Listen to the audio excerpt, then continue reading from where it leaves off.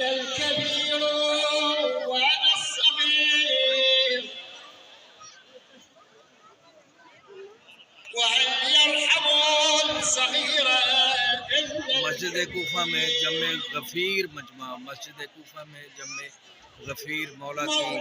ज़रबत की मजलिस के लिए लोग यहाँ पे मौजूद हैं। जमे गफ़ीर मजमा यहाँ पे मौजूद है मौला की ज़रबत की मजलिस सुनने के